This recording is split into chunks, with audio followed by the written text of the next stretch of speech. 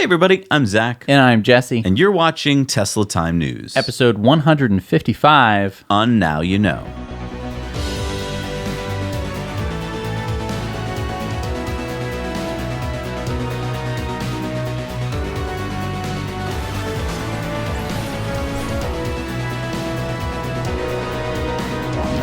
Tesla Time News is brought to you by our Patreons. We have exclusive t-shirts, signed posters, mugs, coasters, hats, monthly live stream shoutouts, and credits, on-air questions, polls, Discord, and bonus stories. So if any of those sound interesting to you, you can head over to patreon.com, support the channel, and get some sweet perks. And we're sponsored by our friends at the solar-powered hotels in Schaumburg, Illinois, the Fairfield Inn and Suites by Marriott, and the Town Place Suite Hotel right next door. They're both powered by solar, and they have EV charging out front. And as Amazon associates, we earn from qualifying purchases. You can find the link below. And as always, we're supported by ecoware.us. We've got new designs every week. Jesse's wearing the new one. I like that one a lot. It fits perfectly with National Drive Electric Week. Don't forget, we carbon offset the manufacturer, shipping, and life cycle of your purchase, and we plant a tree for every order. So help support us on Now You Know. So before we get into our first story, I want to do a plug for some people that we need to make our new organization happen. It's called Now We Act. And basically what this is going to be is it's going to be a map. And on that map, different projects are going to begin popping up because you are going to put projects on the map. So, getting electric school buses put in at your town, EV charging, solar panels, all sorts of different things, things we can't even think of right now. If you want to try to and accomplish those goals, put them onto this map, and then people can actually support you and help you to accomplish those goals. But to make that map, we need some people. And some of the people we need, first and foremost, are we need someone to design our logo. So if you have a logo design, go down to the links below, click on that link. It'll bring you to a Google form and upload your logo idea. All right, the next thing we're looking for Now We Act is people who are good at mock-up of websites. So if you have any skills like that at all, please go to our link down below. It's to a Google form. Upload your very simple information so we can get back in touch with you. And then lastly, if you have skills in the graphics and style sheet designer realm, we need your help with Now We Act to make our website look cool. So if you think you're that kind of person, please let us know down below that you want to volunteer your time and we'll reach out to you. All right, so let's get into the stories here. Yes. Really good news for Tesla. What just happened in China? So last Monday, according to China's Global Times, Tesla electric car Gigafactory in Shanghai received its first comprehensive acceptance certificate on Monday, within 3 days of making an application, which sets a new inspection and approval timing record for the local government. Yeah, remember that the local government in China extended the free trade zone to include the factory as part of the deal to bring Tesla to China. And now you see that they're doing everything in their power to make sure that that factory is up and running on time. So we should see the start of production happening in October with a rapid ramp up to, according to Elon, 3,000 cars per week by the end of the year. Now, this is insane because, if you remember back to last October, we were looking at a muddy field, and now we are looking at a practically completed factory. I know. And they're getting approvals in record time. What does it tell you that they're getting approvals in record time? Yeah, normally governments drag their feet and delay, and that's not happening. The Chinese government really wants the Gigafactory in China. They really want Tesla to start producing cars in China. Yep. And this is huge for Tesla because I don't know if you've heard, but we're in a bit of a trade war with China right now. So America and China are having trade battle, which is not good for trade between the two countries. And so if you can produce the car in China, you bypass all of that. All the tariffs, all of the problems go away for Tesla, and basically all of the cars that they produce at the Gigafactory are going to be exempt from all of those problems. Yeah. So there's been a lot of speculation over the years about companies that want to buy Tesla, right? Wouldn't it be great if your car company could just either partner or buy Tesla because you'd get all of their technology? And the latest in this round of speculation is VW. But as we're hearing now from a spokesman at VW, they say, the speculation about buying a stake in Tesla made by Manager Magazine is without merit. So, I mean, this all came about because a quote in that magazine said that Deese would go in right away if he could, which was a quote from an unidentified top VW manager saying this to the magazine. And let's just look at this from what we kind of know about what's going on at VW. They're desperate to partner with anybody that can help them get to electrification faster. So, of course, they would love to partner with Tesla, and I'm sure that over the years they've probably been trying to make some kind of partnership deal. It's just that Tesla probably doesn't see any reason to do it. Right. And let's talk about this, speculation is without merit. Because it's an unidentified top VW manager, they can say that and basically get away with saying that. Volkswagen would love to partner with Tesla because they know that going forward, they need to have electric vehicles, and Tesla has the leading technology. The Porsche Taycan, originally the Mission E, was originally supposed to have a charging rate of 350 kilowatts. Yeah. And it was going to be able to charge in less than 15 minutes. Yeah. And that was something that they touted. Now we're starting to see the Taycan, and they've rolled back those numbers. They're saying 250 kilowatts, which is eerily similar because it's identical to the Model 3's top charging speed of 250 kilowatts at the version 3 superchargers. Right. So you have a car that costs much less than half of a Porsche Taycan, able to charge at the same speeds. It was originally going to be, again, 350 kilowatts. It was going to be like, wow, this is better than everything else out there. It was going to be, way ahead of the competition. Everyone would have been like, wow, how did they do it? And the press bought that. The press totally bought that. And for those years, everyone was like, yeah, but wait for the Porsche Taycan. Well, and what the Porsche is doing right now is they're just keeping that 800 volt number up there high on everything. So it's like 800 volts. Right. But it's like that didn't change anything. And as we've seen, the Porsche Taycan doesn't even really compete with just the performance Model 3. No, can't go as fast. Let alone an S, which absolutely smokes it out of the water. Right. Yeah. So, I mean, that goes back to why VW would love to partner with Tesla and to get their technology. The thing we have to be careful of here, all of us Tesla fans, is that the Tesla stock price is very low right now, which means it's very attractive to buying. I mean, for $40 billion, you can acquire this company if you're someone like Apple or VW, and they've got the cash to do it. Right. The only thing stopping them, the only thing standing in their way is the fact that Elon has 22% of the company and a bunch of friends. And us. Those bunch of friends and us all don't want the company to get acquired by anyone. Right. And so they, I would imagine that we have a close to majority share of the company. So therefore, Volkswagen, if they did want to partner with Tesla, would have to make it attractive for Tesla, which they clearly haven't because they haven't acquired Tesla yet. Now, this story has been all over the news last week. On August 20th, Walmart filed a lawsuit against Tesla for $8.2 million because of what Walmart claimed were faulty PV solar systems on the roofs of some Walmart stores. Some of those systems reportedly caught on fire. Walmart sought damages and to have all 240 solar systems removed from Walmart store roofs by Tesla, paid for by Tesla. A whole lot of videos came out. A whole lot of people were like, I'm selling my Tesla stock. This is really bad news for Tesla. And then 3 days later, what happened? Tesla and Walmart have come to some agreement because they released this joint statement. Walmart and Tesla look forward to addressing all issues and re-energizing Tesla solar installations at Walmart stores once all parties are certain that all concerns have been addressed. Together, we look forward to pursuing our mutual goal of a sustainable energy future. Above all else, both companies want each and every system to operate reliably, efficiently, and safely. I think the lawsuit got Tesla's attention. It sounds like up until that point, Tesla wasn't taking it super seriously like they should have.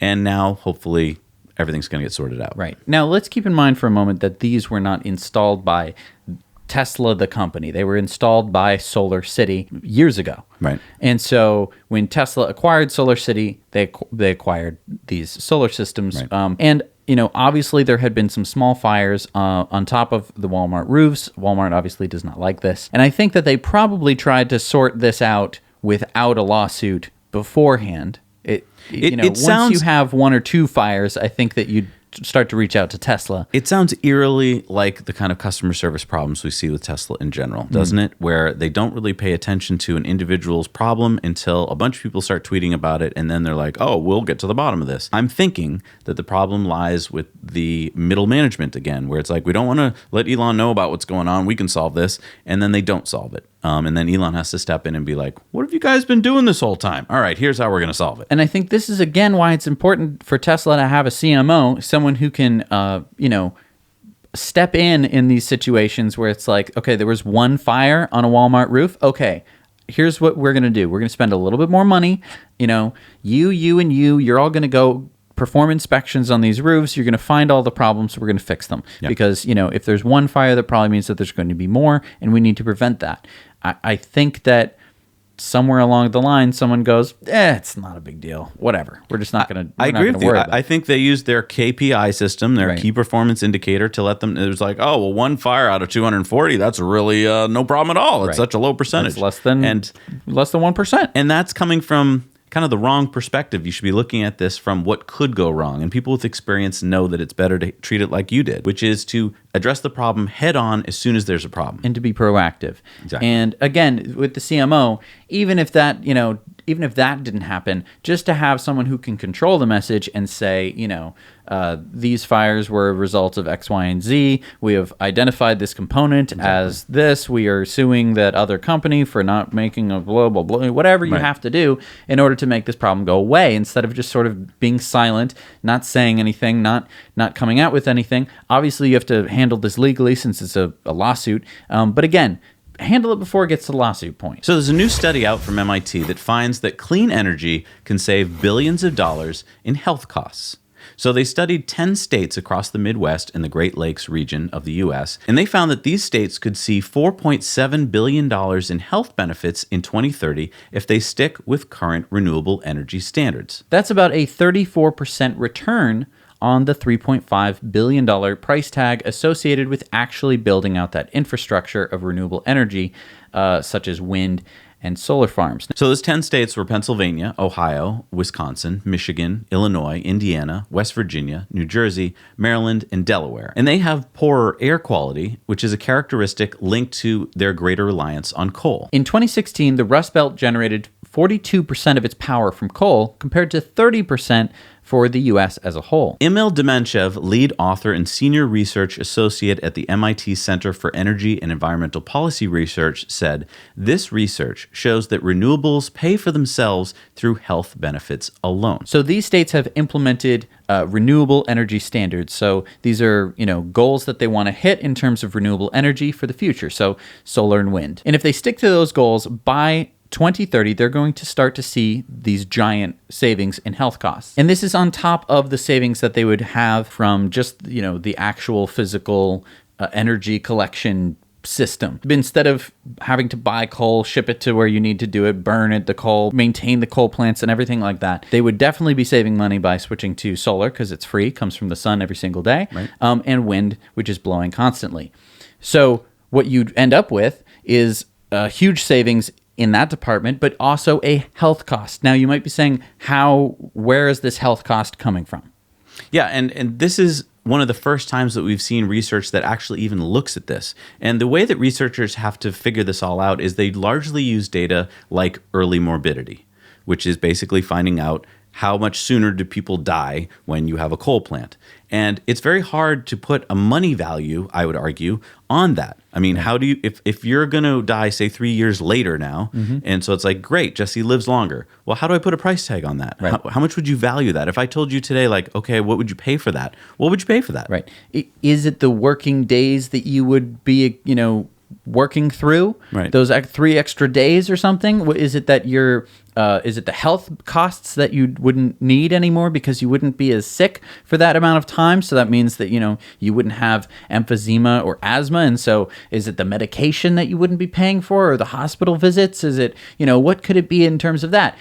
And I would argue that it's all those things and more, because, if someone has emphysema or asthma, your quality of life drops significantly. Right. And on top of that, we know that air quality affects the IQ of developing brains. Right. So that means, children living in poor air quality are going to have a lower IQ. Right. And how do you put a price tag on that? Right.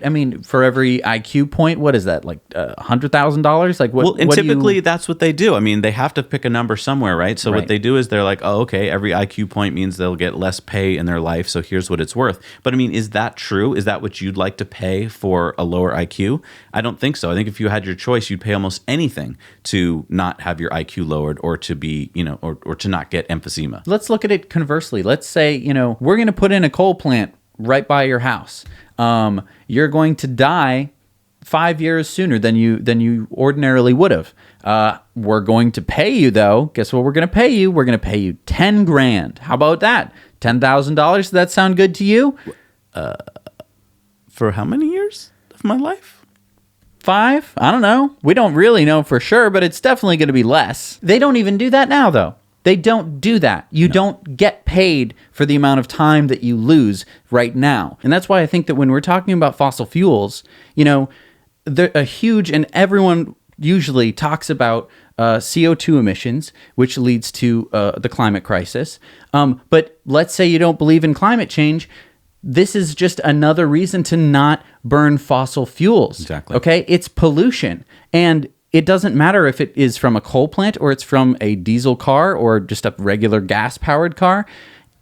These are all sources of air pollution, which all contribute to these kinds of problems. Yeah, and this is another tool in your belt that you can use when you're arguing with someone about why we should have solar, why we should have wind, why we should have battery storage, because it's not just cheaper in terms of dollars, it's cheaper in terms of dollars that relate to your health. I mean, maybe we should add, the pursuit of happiness and health to the Constitution, because without health, you don't have happiness. Right. And to follow up this report, there's another peer-reviewed research article that was published in the Journal of Environmental Research, which analyzed heart tissue taken from 63 young people who had died in road traffic accidents but had not suffered chest trauma. These young people lived in Mexico City, which has high air pollution, and they had an average age of 25 years old. Now, get this. The number of particles found in their hearts was between 2 billion and 22 billion per gram of dried tissue.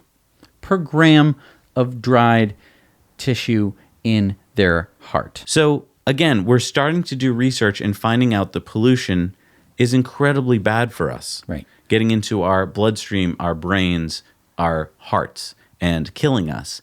And these were young people. They hadn't lived, a full 75 years or something. Right. They were young. And that's how much was in their hearts already. So another terrifying thing has happened last week and is continuing, which is the Amazon rainforest fire. I mean, in the last 50 years, 20% of the Amazon rainforest has been deforested. The Amazon produces 20% of the world's oxygen. Now, Adam Raymond from New York Magazine says, environmentalists blame the fires on increased logging and the loosening of regulations by President Bolsonaro, Brazil's right-wing president, who has been known to call himself Captain Chainsaw. One researcher has estimated that 99% of the fires are the result of human activity led by the actions of ranchers who set fires to illegally clear land for raising cattle. Bolsonaro has been accused of encouraging loggers and farmers to seize control of the Amazon, and the $23 million cut from the budget of Brazil's Environmental Enforcement Agency is said to have emboldened the activity. This is farmers and ranchers who are chopping down the rainforest and burning it to make room for more what? Largely more beef ranches. Yeah. And the scary thing is that President Bolsonaro says these fires are normal. And yet, he then goes on to blame foreign-backed nonprofit groups for starting the fires. But he just said that they were normal fires. He did. He said both things. He claims that there were excessive environmental controls introduced under his left-wing predecessors, which are crippling Brazil's development, saying that Brazil has a sovereign right to make its own decisions about the Amazon. Now, he says that these are normal fires, but if we look at last year's data from June, there has been an 88% increase in deforestation in this June compared to last year. So a lot of people have been writing to us this week and saying, my gosh, Zach and Jesse, these fires are awful. What can we do? I think the first thing that we can all do and do immediately is stop buying beef from Brazil. I'm not telling you to go vegan, right? So if you're a red-blooded American who's got to eat his beef, find it from somewhere down the street, right? Buy American. How about that? But if you don't know where your beef comes from, don't buy it. And be careful, because they're going to label it all sorts of things like American beef. That's because South America is American. So be careful to read carefully. If it doesn't clearly state that it's from the U.S. or from a country that you know where it's from, don't buy it. Right. And so we're not saying, again, you can buy other meats. You can even buy beef. Make sure that it's locally grown. I would argue grass-fed, locally grown. Mm-hmm. That would be the first thing we can do. Second thing is lobby your representatives. Let them know that, hey, we're the United States. We're the EU. We have a lot of power when it comes to negotiating with countries. If we tell Brazil that we don't like what they're doing, they'll stop doing it, and especially if we stop trading with them. So let's just stop trading with them until they stop this crap. Obviously, we're not policymakers, and there can be a much more nuanced way to do it. But the basic thing would be like, hey, Brazil, stop burning down the rainforest, or we're going to stop trading with you. Right. Because the rainforest is, I don't think it really belongs to anyone. Obviously, it sits within Brazil's borders, but it contains a lot of life. And now, I'm not just talking about that because I just love life and I'm just some kind of like hippie tree hugger person. It's because a lot of that life is so diverse that we can actually find lots of cures for diseases within the Amazon rainforest. It's also the lungs of the world. It does produce 20% of the Earth's oxygen, which we need to breathe. So don't burn it down. And lastly, burning down the rainforest is so much CO2 gets released into the atmosphere. And again, along with CO2, almost always is pollution.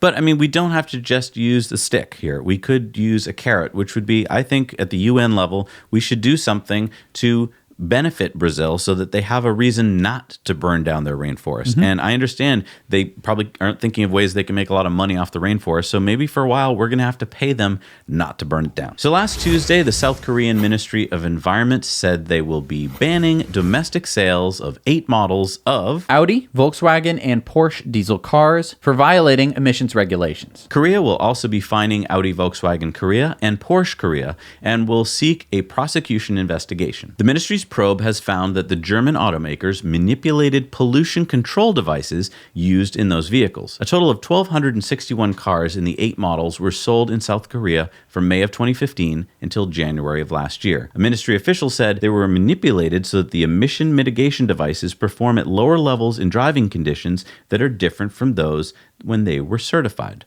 Where have we heard that before? Right, Dieselgate, which happened in 2011. And remember, as we've learned, this pollution isn't just a little bit above the limits. According to the ministry in Korea, those cars emitted 10 times more nitrogen oxide gas than the level of normal operation. Have you ever heard of Nurdles?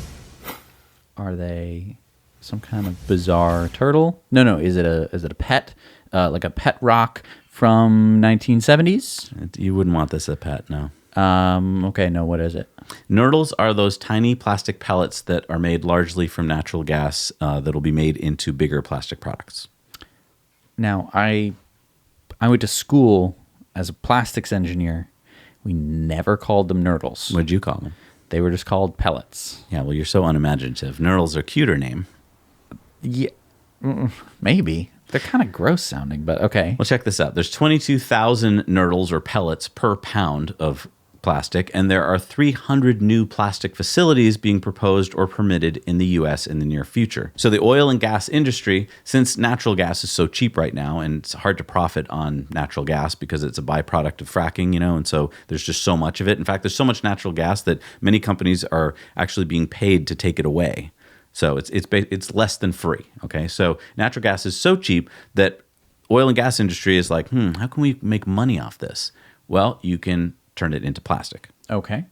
So they're aiming to increase making plastic feedstock by at least 33% by 2025. Wow. And one plastic factory can make 80 trillion Nurdles per year. So one problem is that there are no U.S. federal regulations in place to regulate how to keep Nurdles or pellets out of the environment. When you ship them around the world to be made into all kinds of plastic things, they can either leak from the rail cars or they can spill during accidents. For instance, in 2017, 2 shipping vessels collided, spilling 49 tons of pellets into the sea, and that coated 2,000 kilometers of South Africa's coastline with pellets or Nurdles. So some experts estimate that half of all microplastics found in the oceans might actually be Nurdles. Sherry Mason, a plastics pollution researcher at Penn State, says, pellets make up the second most common type of microplastic that we find, second to fragments which break down from things that are bigger. I can go to any beach, give me 5 minutes, and I'll find a Nurdle. Along a river, 10 minutes. Once you know what a Nurdle looks like, you will find them everywhere. So of the 6,300 million metric tons of plastic waste already produced globally as of 2015, only 9% has been recycled, with 12% incinerated and the remaining 79% accumulating in landfills and the environment. Isn't that horrific? Almost all that plastic is still with us. An additional 8 million tons of plastic pollution enters the water each year. If current trends continue, plastics in the ocean could outweigh the fish by 2050. And 99% of all plastic in the world is produced from fossil fuels. So it's pretty simple what's being asked for. There's over 300 organizations around the globe that are asking the EPA to do this. Basically, to come up with standards for what to do with wastewater and stormwater streams, and to update existing regulations that don't talk about Nurdles. Because let's if Nurdles were like oil, we already have regulations in place for that. You can't drive down the street and spill that, right, without cleaning it up. But here, if you're driving down the street with a truck full of Nurdles and they spilled, only one state, California, has any regulations about it. In the other 49 states, it's like, I guess just shovel them back in the truck, I guess. Right. And this gets to a conversation about plastics that is, it sounds like it would be nuanced, but it's actually pretty simple. The reason that we keep producing new plastic is because it is cheaper than recycling plastic. That is the only reason. I went to school for plastics. The only reason we do anything in plastics is because it's cheaper. That's the reason why, all of your plastic utensils suck. It's the reason for everything in plastics is that it needs to be cheaper. Unless you're talking about bulletproof vests or anything for the government, it's going to be as cheap as humanly possible. So all you have to do is make it either more expensive to use new or virgin plastic, virgin resin, or you need to make it less expensive to use recycled plastic. And so either subsidize recycled plastic and you say, you save money by using recycled plastic, or we're going to tax new plastic resin, which means that it's now going to be more expensive for you to produce items using new virgin plastic, which then means that people are going to start recycling at a much bigger tick, and it's going to be like, wow, we should really save some money by recycling. And I think the only reason that we're not putting that into place is really kind of spelled out by this quote here from Sherry Mason. We have no knowledge of the human or aquatic impacts and what would be an appropriate limit. There has been no human health assessment. This is the forefront of science. This is where we're trying to go with the understanding. So basically, up until this point, we're like, I don't know, is it bad if Nurdles fall into the ocean? Right. And now we're beginning to realize, yes, they don't break down. And when they do break down to something smaller, they get eaten by something that we then eat. Right. So yes, it's bad.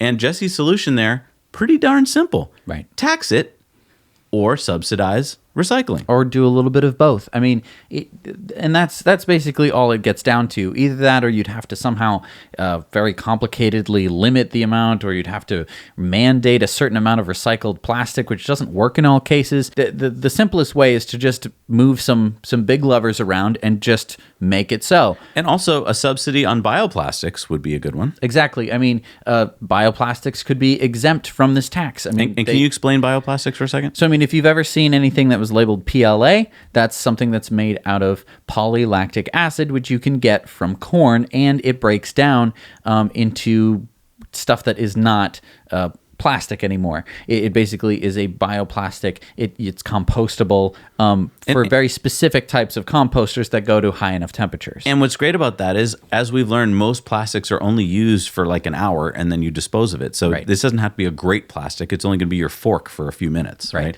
And the other thing I think we're going to see in the comments below, we're going to see a lot of people who are like, big government regulation, it's going to stifle business. It is, because it should. Regulation should allow businesses to operate the way we want them to operate. And if they dump stuff into our environment, it should stop them from doing that. It's just that now plastics companies can do it carte blanche. There's no rules or regulations to do it. And in fact, you have a good story about this when you used to intern at a plastics company. Right. So I was an intern at a plastics company, and one day we had a meeting, and they said, okay, don't tell anyone this, but One day, someone had left the hatch open on the top of the silo that stores all of our plastic pellets. And when the truck came to fill it full of plastic pellets, a lot of plastic pellets flew out of the hatch and landed on the roof of the building. And now they are starting to come down the gutters and the water spouts, and they're going to start flowing into the environment. And we need to figure out how to clean it or how to fix it. And so we all went up on the roof, and the gutters were full of plastic pellets, completely full of plastic pellets. It was clogging. It was basically like a big plastic pellet filter. It was filtering out like all the leaves and stuff that had landed on top of the building. And so they were slowly making their way down the gutters. They were slowly degrading because they'd been sitting out in the sun, and these were not, photo-resistant polymers or anything like that. So it was basically just draining into the local waterways. And there's no law that they had to report that. Right. They didn't have to report it.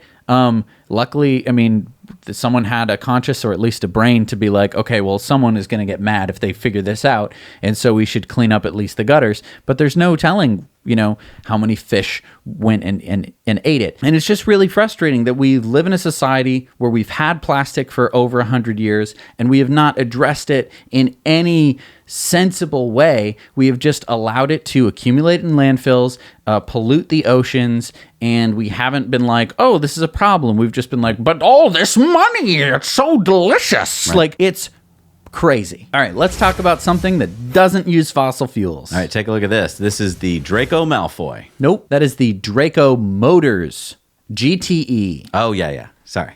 Not Drako Malfoy. No. Drako Motors. He might drive that, though. Anyway, it's not cheap. They're only going to make 25 of these, so it's going to cost $1.25 million each. But pretty cool stats on this thing. It's got 4 permanent magnet hybrid synchronous motors, which generate a colossal 1,200 horsepower or 8,800 newton meters of combined wheel torque. That's a lot of torque. Right. Now, it says it'll provide astonishing acceleration up to 206 miles per hour top speed, but we don't know what the 0 to 60 time is. Mm-hmm. I'm guessing it can't be that great, or they would have stated it. Right. Now, this was designed by Louis Vermeersch, who's designed, Ferraris and Maseratis. We know that it has a 90 kilowatt hour battery pack, but that's about all that we know about it. Right. And with a 90 kilowatt hour battery pack, I don't think that they're going to be able to achieve much better performance than a Tesla, because ultimately you're limited by how much power you can remove from the pack at any one time. Right. So unless it has ultra capacitors or something like that, you're not really going to be able to get that much more performance. But obviously having 4 motors is pretty insane. Okay, but here's the thing. Mm-hmm. For that amount of money, $1.25 million, why wouldn't you just buy 5 Roadsters? Because there's only 25 of these. Oh. See, you don't think like a multimillionaire, Zach. Oh, I don't. The way that this works is you have one of only 25 in the world, and the good thing is probably 3 of them are going to get crashed, so it's only 22 in the world. So it's this exclusive thing, and it has a top speed of 206 miles an hour, so you get to rub that in people's faces. So what about when I need parts for it? I think the idea is you're either going to crash this or you're going to keep it in your garage and just wax it every once in a while. Okay. Again, you are not thinking like a multi-millionaire. This is a toy to have in your toy box that you never play with. Oh, okay. Got it. But it doesn't really matter. I don't think that this is the important takeaway from this car, because I don't know about you, but I'm not going to go out and buy one, and I don't think most of you are going to buy one. In fact, only 25 of you even would be able to buy one. So it's obviously not going to make a dent in CO2 emissions in the world. It's not going to make a dent in pollution or anything like that. But what it is going to do is it could be one of the cars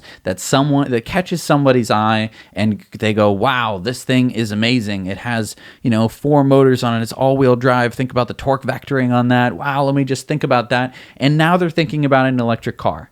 I think that is the strength of all of these unattainable, super high performance electric cars, is that it doesn't mean that you're going to buy one. You might buy a poster of one, and you might be saying, someday I could afford a car like that. I want a car like that. And the good news is a Tesla is pretty close to that. You know, even if you're not going to get a Roadster, even if you get a Performance Model S, even if you get a Performance Model 3, you're going to have a car that is pretty darn close to that. Yeah. So that is why I think it is so exciting for these cars like this that cost $1.25 million, because it's raising the value of electric cars. Because on average, people are going to be like, oh, I heard that there's a car that goes for $1.2 million, just like they hear about the Bugattis and the the Koenigsegg's and stuff like that. So important to have these high-priced cars so that way people can think that they're cool. So for drivers in the early access program, And we're still not in it. Still don't have access to that, so we can't show you. Sorry. Maybe you should tweet Elon about why it's super dumb that we're not in the early access program. what does it take to get in the early access program? Well, you just need full self-driving, I have that. which I've purchased. We both purchased it. We're both not in it. We're a little bitter. Yeah. Anyway, so in the new 28.3.7 over-the-air update, Tesla has designed a new AP auto lane change animation in the driving visualization, showing you where you're going to end up. The driving visualization has been adjusted to automatically zoom in and out to better utilize screen space and inform you when a vehicle is detected in your blind spot. The visualization remains zoomed out when driving on highways. Right. Now, I think they already had a zoom in and zoom out function. I do have that. But what I do not have is the ability to zoom and rotate. Yeah, check this out. And so now you can move the camera around and you can zoom in and rotate the 3D render. Now, my question is, as cool as this looks, what's the point? You could potentially flip it around to look at behind you, I suppose. But then you'd be looking at like a non-mirrored image of what's behind you, even though you're usually used to looking in the mirror, I think. So that would be a little confusing. Also, I know it's in autopilot, but you're supposed to be driving the car, so shouldn't you be focused on the road and not on your screen? Yeah, I don't know if that's just another cool feature.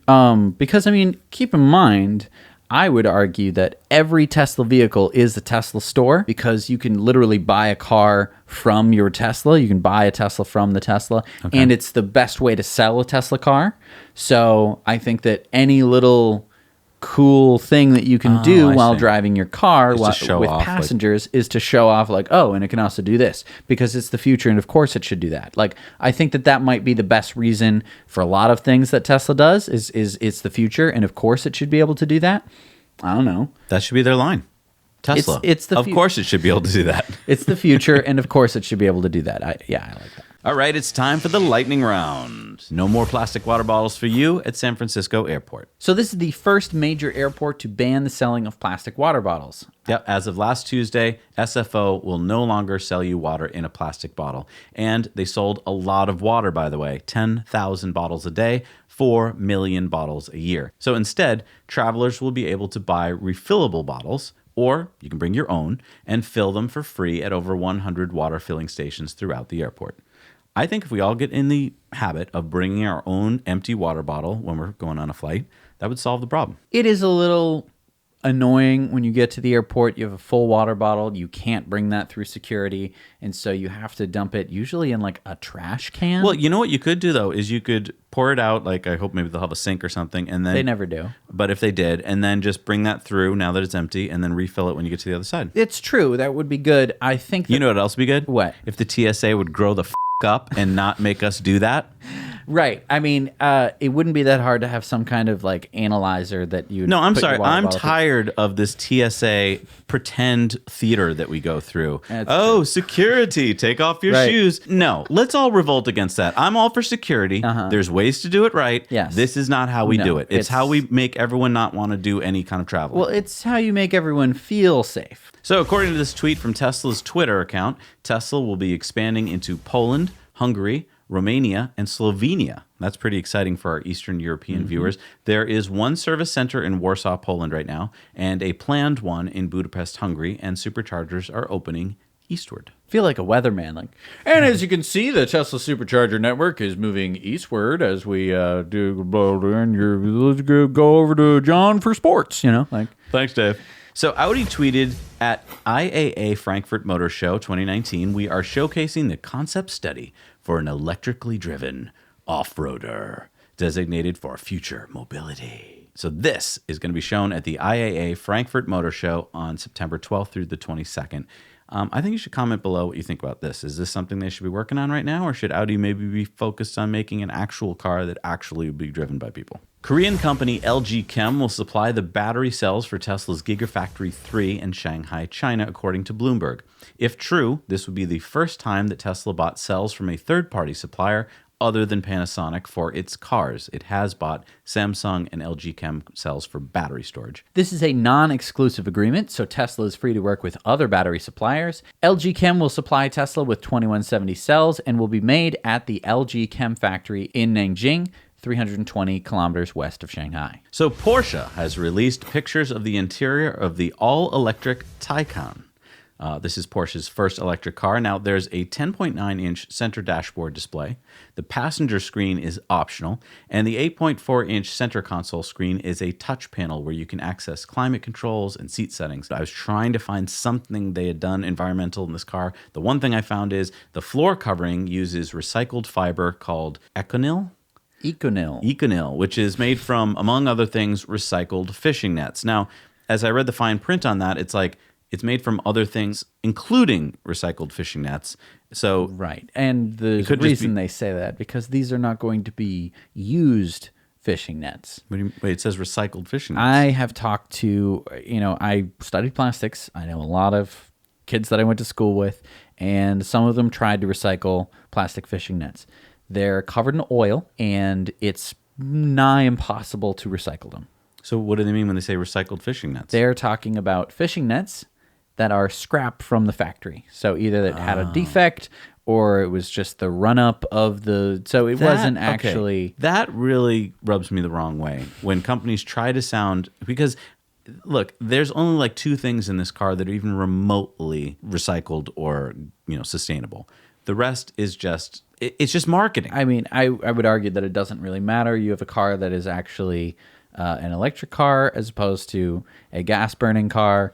There's that's good. Yeah, but VWs and by extension Porsche's batteries contain way more cobalt than Tesla's do. So it's like, come on guys, get with it. Reduce the cobalt. Make your cars more sustainable. All right, so prior to the 2020 models, the Chevy Bolt had a range of 238 miles or 383 kilometers. Now the EPA has stated that the range for the 2020 Chevy Bolt is 259 miles or 416 kilometers. Okay, how'd they do it? The 2019 Bolt gets about 280 watt hours per mile. Okay.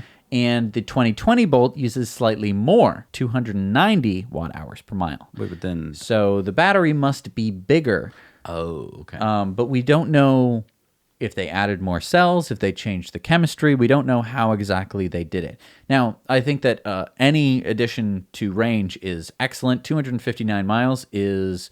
really good. It's really close to the range of my car, which means that for most of the time, you really don't have to worry about charging, especially if you can charge at home. But they did not increase the charging speed of the Bolt, so it is still limited to 50 kilowatts, which is not what my car does. The Tesla Model 3 can charge up to 250 kilowatts. Most of the time, you're going to be charging at like 120 to 150 kilowatt charging station for the Tesla Supercharger network, which means that long distance is basically not an issue, which is not the same for Bolts. So Bernstein's bearish. So have you read this story about the Bernstein bear? Tony Sacconaggi. Well, I thought it was the Berenstain Bears. It is. I just had to change and then it. wasn't it the Berenstain Bears? It is actually Berenstain Bears. But it used to be Berenstein Bears. Yeah, you can hear. Then there was an alternate universe that got created, right? You can hear a whole podcast on this.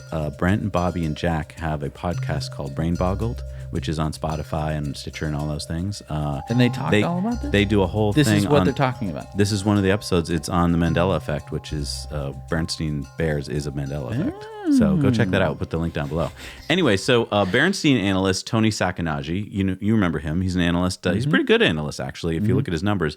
But he put out a report to investors last week claiming that Tesla is losing market share in Europe to the Audi e-tron and the Jaguar I-Pace. He said this: "Our analysis suggests that the deteriorating sales trajectory of the Model S and X may be primarily due to competition, particularly in Europe from Jaguar and Audi. In other words, the market isn't growing much and Tesla is losing share." We did a little research, And let's just take a look at Germany, for example. That's in Europe, right? Yes. So far this year, Tesla outsold Jaguar. In fact, they outsold the entire brand of Jaguar with over 6,800 Teslas sold in Germany compared with 5,400 Jaguars. Now, the I-Pace is only a small part of that Jaguar sales. It was only 530 I-Paces sold during that time. So yes, the Model S and X sales are down from the 1,346 that were sold last year at this time. They're down to 1,010. That's about a 25% decrease. But why is this?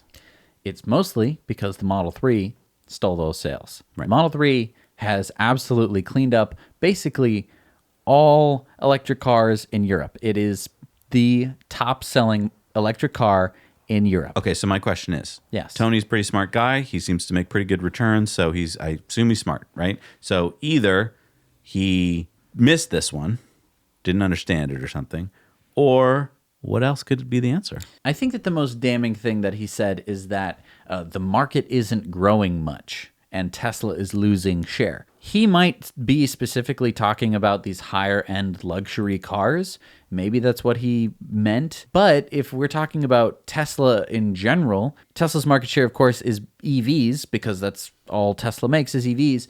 They're absolutely cleaning up the competition everywhere. So remember Starman? It was launched back in February of 2018. Well, he has now made his first orbit around the sun. So the car has traveled 774 million miles or 1.2 billion kilometers. And if you want to check out exactly where the Roadster is, you can go to whereisroadster.com, which is really cool. So do you think you need service or anything? It's definitely outside of the warranty. I believe the warranty is 350,000 miles, and he has well exceeded that. Mobile service van, maybe? Potentially. Now, just a quick aside, Kerbal Space Program 2 was announced Yeah, the a other lot day. of people are asking us about that. And it's really exciting. If you've never played Kerbal Space Program 1, I recommend you get it now. Why? Whenever now is for you. Why not get Space Program 2? Because Kerbal Space Program 1 is the best game that has ever been made. Okay. And there is no guarantee that Kerbal Space Program 2 is going to be any better. Okay. And if you haven't played it before, you should start playing it now so that you can understand orbital mechanics. This is a great game to play with kids. You know, yes, you're going to blow up rockets with astronauts inside, but they are little green, They're pretend bug-eyed dudes who they magically super survive. funny. Yeah. Nope, they don't. So Tesla has announced that there have been 2 million Supercharger sessions in July, and that totals 72 gigawatt hours of energy. Now, if you're trying to wrap your head around that number, think about back to 2014, about 2 years after the Supercharger network was launched. Tesla had only delivered 10 gigawatt hours of energy and total, and they could only deliver about 72 megawatt hours in a day. Now they're delivering over 2 gigawatt hours per day. This is amazing. This is insane. 2 million Supercharger sessions. There are just barely a million Tesla vehicles on the road. That means that basically everyone with a Tesla in July supercharged twice. Yeah. On average, which is super important. And this is exactly why the Supercharger network is so important, because it's going to get used a lot. Yeah. All right, it's time for Throwback Thursdays. Check this out. Remember back in the 70s, Hyundai's had the 45, which it was named after basically the 45 record. No, this doesn't belong in Throwback Thursdays. This is a new electric concept from Hyundai. No, look how that looks like it's from the 70s. No, it says that it's inspired by looking back at the brand's first model in the 70s. So wait, this is a new concept car? Yeah, they say the new concept accentuates the forward-driven design direction while exploring the evolution of Hyundai's sensuous sportiness design language. Sensuous stands for enhanced emotional values that customers can experience through design, and sportiness is determined to implement those values through innovative mobility solutions. Yeah, can we stop reinventing the English language? I think designers should stick to just designing and not like tell us how we're supposed to feel about the designs. Sensuous. This car is not sensuous.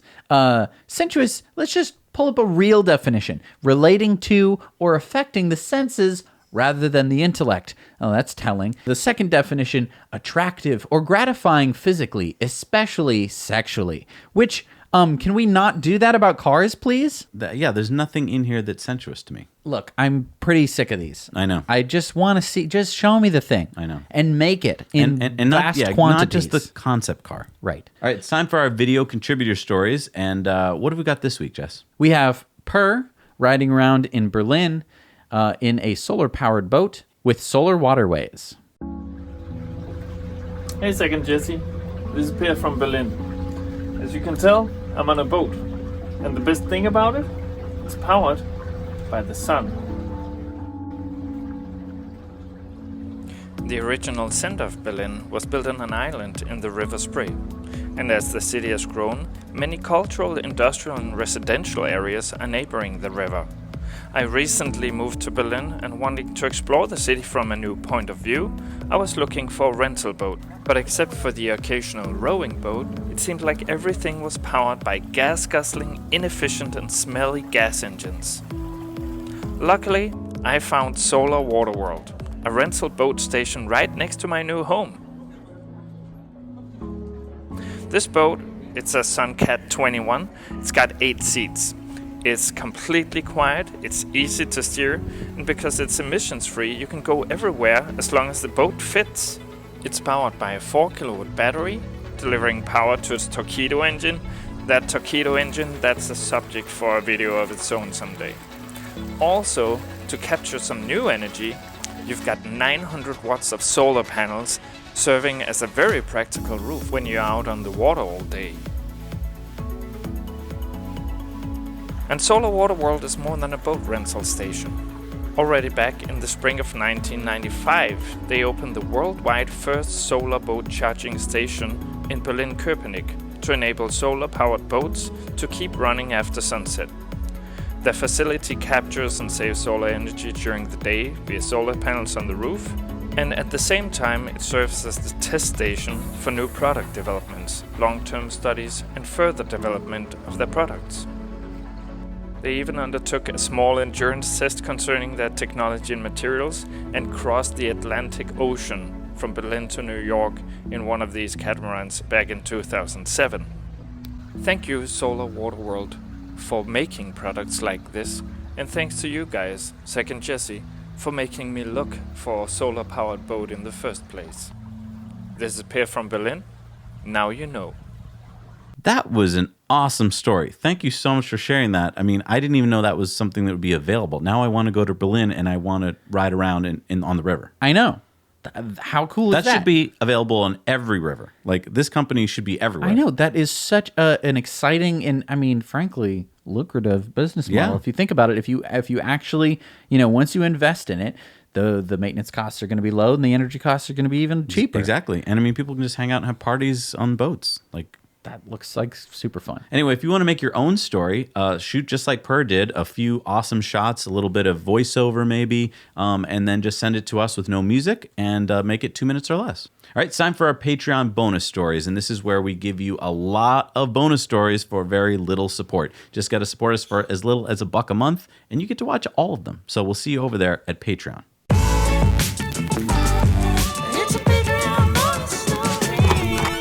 All right, we're back from the Patreon bonus stories, and it's time for our shout-outs. These are folks that support us with $5 or more a month, and they get their names on the end credits at the end of the show. These people have been waiting for a little bit. Thank you so much to Michael Ruprecht, Howard Fowler, Bill Walsh, Florian Post, Christopher Getz, John Peterson, Simon Gregory, and Luke Cox. Thank you so much for supporting us. You guys are awesome, and we're going to see you on the end credits at the end of the show. All right, it's time for Elon's tweet of the week. And this was Elon saying that price increase for Tesla full self-driving is postponed until version 10 with Smart Summon is in wide release, which is about 4 to 8 weeks away, depending on how early access goes. And before we get to the next part of it, there's a lot of information in here. Mm-hmm. He's now giving us a time frame again. Updated time frame. 1 to 2 months. Because it was originally supposed to be August, which it's now August. So looks like we're looking for September or October, which is kind of what we thought. But good news for those, you still have time before the price increase. Right, to get full self-driving. I think because people basically don't want to pay for something until they see it. And now James Locke tweeted out, any update on early full self-driving purchasers getting added to the early access program? I have a 100D Model S and Performance Model 3 purchased with full self-driving before all the price changes and would love to have them in the early access program to help. And Elon said, everyone who bought full self-driving will receive priority / early access. Now, I need some more information, Elon, because that is not true right now. Right. Maybe it's that, for version 10, they're going to roll out this fix, because it is a fix, because I should have early access. What do you mean, Elon? Yeah. That doesn't sound entirely correct. So hopefully he fixes that in the version 10. All right, time for community mail time. Community mail time. So Maurice wrote to us and said, my daughter Miranda asked, could there be a follow me feature added in the Model 3 so that other Model 3 drivers, friends, could just let the leader take everyone in multiple Teslas to the destination? That's a great idea. That is You a good should go idea. to moretesla.com and upload that idea. Yeah. It's a pretty good idea. I'd upvote that idea. Jerry is not happy with the Tesla Solar app. He writes to us and he says, on August 15th, whoever was using the Solar City app on their computer was forced to use only the Tesla app now to monitor their Tesla Solar City solar system. The good news is, one, it has a cute animation showing your system, including Powerwall and where power is going to or coming from at any given moment. Panels, grid, house, Powerwall. This was not available in the Solar City app. And two, some history of the system performance is included. The bad, what's missing compared to the Solar City app, no cloud cover daily data. Two, my biggest complaint, complete system history that I need to report my production to the state of Massachusetts on a monthly basis is incomplete. The only production history shown for my system is from the time I started using the Tesla app in May of this year. Luckily, I figured this problem would not be fixed, and I recorded on paper all the monthly data from the old app before they shut it down. So to keep that data current, I'll need to create my own spreadsheet that I will have to keep current by hand. And three, if you want to revisit historical data in the old app by month or year, it was very easy. I won't go into detail. And it's very cumbersome in the new app. Now you know, Jerry. So yeah, Tesla, don't take away things. Right. Let us use, the old software on the desktop if we want to. Marcelo wrote to us and said, I must say that I watch your YouTube channel all the time, and I'm so sad that in between videos, all I see is ICE car commercials. And we've heard this many times before, and we want to let people know. Right. We do not pick the ads. We don't choose the ads. If we got to pick the ads for you to see, we'd be showing you all sorts of fun stuff, but we don't get to choose it at all. But here's what you can do. All YouTube. You can train YouTube. So when they're showing you an ad, down in the bottom left-hand corner, there's usually a place where you can click to say, like, I'm not happy with this ad and why. And YouTube actually learns. So in my case, I actually start getting better and better ads. I get ads for things I'm actually a little bit more interested in. Sometimes I actually watch them all the way through and then click on them. I'm so interested in them. So, I got an ad the other day for a solar-powered battery. I was like, yeah, I'll click on that. So train it and you'll get way better ads. All right, so our friend Ross wrote to us. He said, Dear Zach and Jesse, I'll be meeting with Congressman Malfoy, he's a Republican from California, on Thursday the 29th in Auburn, California. EVs and their policies isn't really his area, but he works in D.C., so educating him and getting him to take EVs more seriously is possibly an important step. What should I ask him? What should I tell him about? I will have at least a minute or so during the public questions, and I may get an additional 5 to 15 minutes given that I've met with his staff on 2 occasions and helped write the Boring Tunnel series. If you post this on your show, I'll read the comments viewers send in as their suggestions for what I should ask or tell the congressman. So, you guys comment below. What should Ross talk to with his congressman about? So I think that the important thing here to talk about is pollution. Because I think that no one likes pollution, especially if you can start backing up some numbers like what we were talking about earlier in the show with air pollution leading to problems.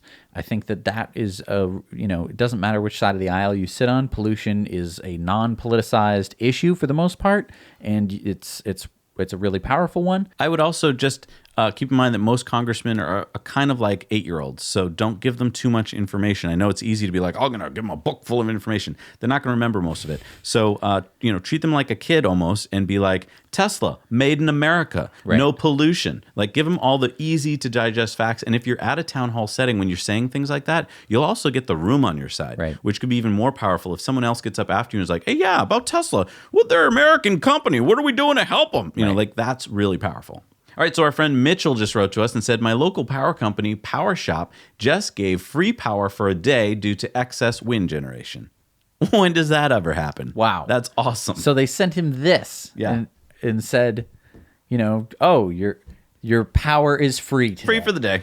The wind took care of it for you. When was the last time the gas, we just got a bunch of extra coal in today. Your power's free today. No, they go, we're going to make so much more money. So Caroline brought their Bolt in Model 3 to the Firefighters Car Show in Arvada, Colorado, and said that young people are really getting it, which I thought was great. Kids understand Teslas intrinsically. They think it is the coolest thing. It is. It is the coolest thing. It is the coolest thing. Right. And Brian wrote a short and sweet blog post here about how he got commercial solar in Wisconsin for basically free. So go check it out. It's only like a page long and really convincing reasons why you should go solar if you've got like a business. All right, it's time for our on-air question of the week. If you join us on Patreon for $4 or more a month, you can ask questions. And Matt here asked a question. What has he got? He said, after the truck, semi, second-generation Roadster, what should the next Tesla be? Well, you forgot the why there, Matt. Yeah. You mean after the why? You mean after the sexy stuff? Right. I think it should be a subcompact, as inexpensive car as possible, like for city urban driving. It doesn't have to have a huge battery. It should be as cheap as Tesla can get it, and this would be to get as many people into an electric car as possible. I think they should make an RV. Ooh, okay. I think it should be the most awesome RV you've ever seen. It's going to be completely off grid. Just unleash some engineers on it, be sick. If your car is your house, and if your car house only costs, $100,000, it's cheaper than some houses. Huh? Okay. And then you don't have to pick anywhere to live. All right, let's check out the results from do you want to know the name of my subcompact car? What would you call it? The Tesla Est. Sexy Est. Oh, I see. Doesn't really roll off the tongue, though. Okay. I mean, you could do the ES. How about the Sexier. All right, we got the results of our poll, which asked, would you be interested in the Rivian R1T with the camp kitchen option? And most people said, nope, not for me. Some people, though, there's like this cross-section between people that said, yes, I would buy it, and people who said, sure, but I'm not going to pay for it. So I don't know what this data is telling us. It's basically saying that there are people who wouldn't buy it no matter what. There are people who want it, and there are people who can afford it. And the demographic of that is very small. But it doesn't have to be big because they're not selling that many of them. So it's a good point. It could work. All right, it's time for good news, bad news. What do you want first? Let's do the bad news. Okay, so around 66 million tons of palm oil is harvested every year. It's used in half of all supermarket products and is the most commonly produced vegetable oil. Few people realize that almost half of the palm oil imported into the EU is used as biofuel. Mm-hmm. Now, since 2009, the mandatory blending of biofuels into motor vehicle fuels has been a major cause of deforestation. Oil palm plantations currently cover more than 27 million hectares of the Earth's surface. Forests and human settlements have been destroyed and replaced by green deserts, containing virtually no biodiversity on an area the size of New Zealand. Wow, that's some pretty bad news. You got any good news for me this week? I do. Peru has committed to ending palm oil deforestation by 2021. They follow Colombia as the second South American country to make this decision. So something you can do about it, read the label on your products. If it says palm oil, don't buy it unless it's sustainably harvested. I know it takes an extra second to read the label, but you can do it. The biggest problem for me is that I'm like looking for something, right? I pick up the first thing. Palm oil. Okay. Next thing. Palm oil. Okay. Next thing. Palm oil. Next thing. Palm oil. Huh. Okay. Well, I guess I won't have that then. I know. It's hard. It's hard. It's in everything. It is. I know. Ugh. I know. But just think of little baby orangutans every time you're shopping. I do. That's where they live. I know. All right, it's time for Supercharger reviews, and let's see what we got this week. Hi Zach and Jesse, it's Steve here from Perth in Scotland. Behind me I've got 12 Superchargers, I'm the only one here at the moment. And just across the road we've got a McDonald's and a Harvester pub. And right there, basically 50 feet away, we've got a park and ride facility in the Perth city centre. I give it 8 out of 10. Hi, Zach and Jesse. This is Ole from Norway. I'm at the Gov't Supercharger, newly opened, 20 stalls. Great location. It's on the near the E18 between Oslo and the southern parts of Norway, so along the south coast. There's about 3 superchargers within like 40 kilometers between each other's here, so really busy route. A lot of superchargers. There's 2 gas stations, one on each side of the road here. There's also a couple of restaurants. I recommend it. It's 9 out of 10 on this one. Really great. Thanks. Hey Zach and Jesse, I'm here at the Memphis Supercharger. Doing a quick review. It's an 8-stall charger. I'm currently getting the full 150 kilowatt charging speed. It's in the parking lot of a strip mall. There's a bunch of things to do here, a bunch of restaurants to eat. There's fast food from things like Taco Bell and Five Guys and Jason's Deli to sit-down restaurants like P.F. Chang and Amerigo Italian restaurant. So there's plenty of stuff to do here while your car is charging. It's easy to get in and out here. It's easy to find. Overall, I would give this an 8 out of 10. Zach and Jesse, keep up the good work. We love your show. Thanks.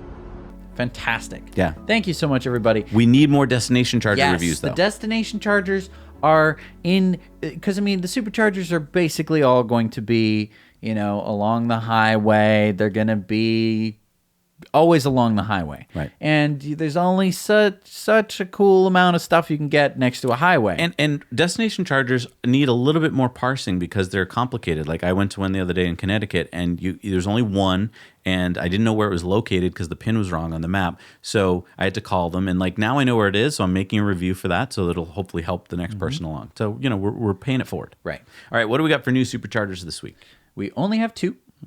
We have the 12-stall 150 kilowatt supercharger in Ackworth, Georgia. And we got another 150 kilowatt charger. This is a 7-stall, number 690 in the USA, number 1,617 in the world, in San Antonio, Texas at Hubner Oaks. And I just want to do a shout out for supercharge.info, where we get all the information of our superchargers. Head over there and support them. All right, it's time for our Patreon giveaway. So if you are a supporter of ours on Patreon, you can get your name into this basket of fun.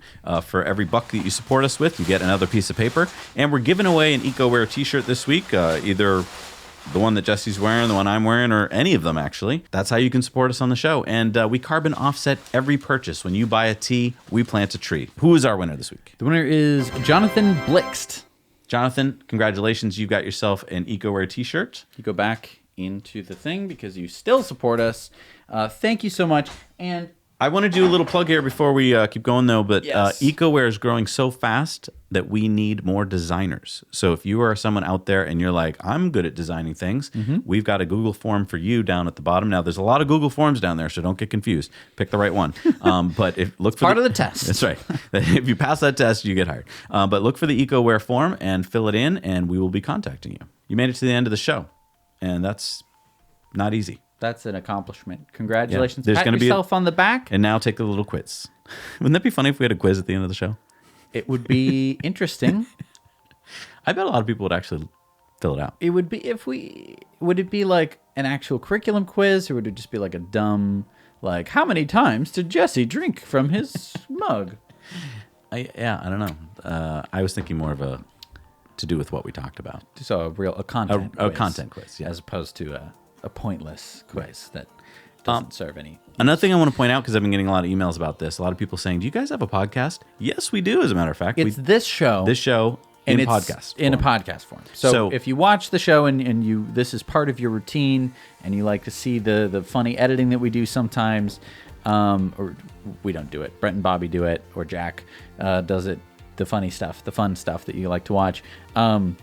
You'll miss that if you go onto the podcast. But sometimes that's the only way you can get it, right? You're driving to work or something. To work. This is a good way to gather the information. You know, I've been listening to podcasts on my way to work recently. Did you know I was looking at the numbers the other day that on the day of our show when it comes out, the podcast, we have over 1,000 listens, and you know that obviously goes down the next day and the next day. But like when we first started, we had 12 people listening. You know, so now there's every day this comes out, over 1,000 people listen. Yeah. Hello to everyone on the podcast. Yeah, so you can listen to us on Stitcher, Spotify, iTunes, TuneIn. You can listen in your Tesla on TuneIn. So that's what you can do. Also, In Depth is on there as well. Yeah.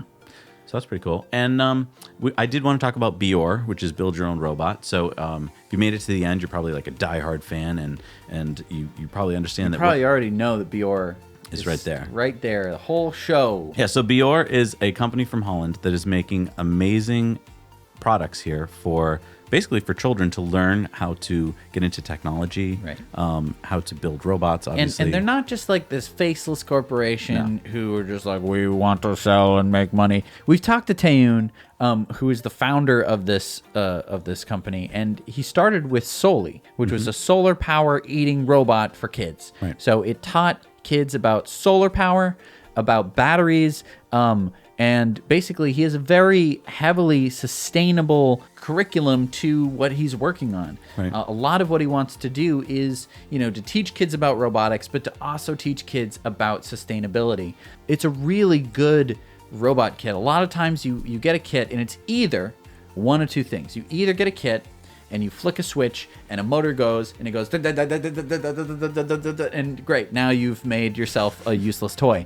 Or you get a kit and you dump all the parts out and you're just like, overwhelmed. Oh crap. This is going to take 12 weeks. Yeah. My kid is not going to pay attention to this because this requires, 10 hours of investment before you get anything out of it. And it has to be done perfectly.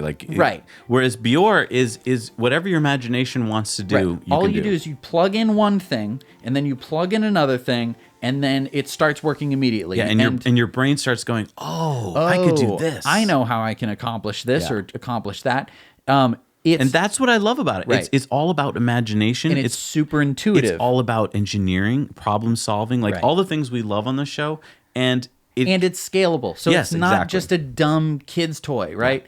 Mindstorm Legos are really good, but again, you have to be you have to be a Lego wizard to be able to make some of these robots because, it has to be very complicated. With Bior, you can use stuff that's from around the house, so you do not have to spend a ton of money on I need this special part, and it costs $14 on the Lego website, and you're just like, it costs $14? It's a piece of plastic. Right. You can take cardboard boxes, big, small, it doesn't matter. You can make a giant robot as your first thing, right? It doesn't require a lot of parts and pieces. It just requires that you have cardboard or recycling or garbage. It doesn't. You can do it with practically anything. And I don't know. We really liked it. As soon as we saw it, we were like, "This is great. This is an awesome teaching tool to teach kids about robots, and it's scalable. So not only can you build bigger things, you can also start to actually program it using programming languages, teaching your kids that valuable skill from a very young age. Yeah, and if you're getting it in Europe, there's links to the Bior site down below. If you want to get it from the US, you can get it from Amazon, which ships in the US. So wherever you want to get it from, links are down below. We highly recommend it. Think it's great for kids of all ages, and it grows with them. Anyway, thank you so much for joining us this week on the show. We love doing the show for you guys, and we're looking forward to doing it next week as well, which is going to be our third anniversary. Yeah. 3 years, never took a break. We've never skipped a week. That's right. And that's the level of dedication that we bring to this show. And we can't do it without you. No, there's absolutely no way that we could do it without you. And there's no way that we could do it without our Patreon supporters on Patreon. So go join us. It's $1. It's $1. You're going to love it. Right. The base is $1. You can go all the way up and get this very nice mug. Yeah. Which I don't think is sold out yet. Is it sold out? It's close, but not yet. Ooh.